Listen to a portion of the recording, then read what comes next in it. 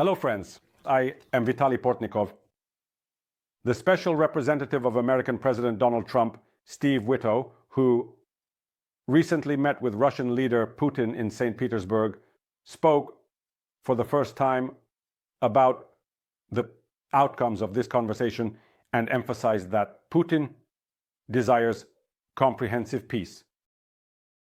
Witkoff said that the main issue in resolving the situation between Russia and Ukraine is related to 5 regions, referring to the Donetsk, Luhansk, Kherson, Zaporizhzhia regions of Ukraine and the Autonomous Republic of Crimea.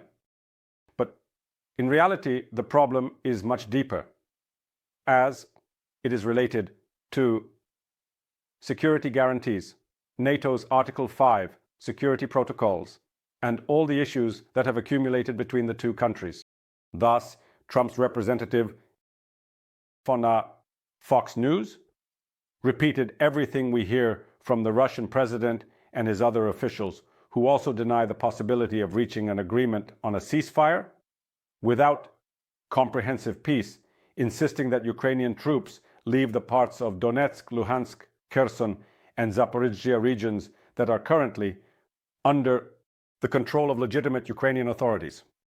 And there is also constant talk about Russia's concerns regarding its security, as if it is Ukraine that threatens Russia or started a war with a neighboring country.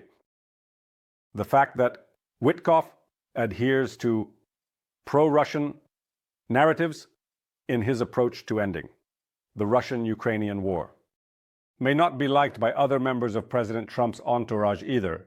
And the Wall Street Journal emphasizes that Trump staffers like Secretary of State Marco Rubio and another Trump special representative, Keith Kellogg, disagree with Witkoff's approach and are trying to convince Trump that Putin is not going to negotiate a real peace, but is only exploiting American desires. However, both Rubio and Kellogg also agree with Trump's position on the need for a quicker end to the war, but they insist on the necessity of a tough stance towards the Russian Federation and increasing pressure on Putin. Witkoff, on the other hand, talks about the economic aspect, cooperation between the USA and Russia, and argues that the end of the war will precisely consist of financial and economic agreements between Moscow and Washington. Evidently, it is precisely to sell this economic air to Trump that Putin appointed his special representative for international economic relations with other countries, Kirill Dmitriev, who works with Witkoff and offers him various projects that will never actually become reality, both before Putin's meetings with Witkoff and during other rounds of Russian-American negotiations. Therefore, it is important whose position Trump himself will perceive. From the perspective of the Wall Street Journal, the current American president leans towards Witkoff's position. This is understandable, as Trump has never understood the language of values and has always understood the language of money. And moreover, a person with such an inflated self-esteem simply cannot believe that others are openly mocking him and trying to use him for their own purposes, and that Putin might have quite a decent arsenal for dealing with such clients, like Donald Trump or Steve. However, yesterday's behavior of Donald Trump at the White House during a conversation with Salvadoran President Nayib Bukele once again demonstrated that the American president is seeking opportunities to negotiate with his Russian counterpart and continues to blame his predecessor Joseph Biden for the war that started.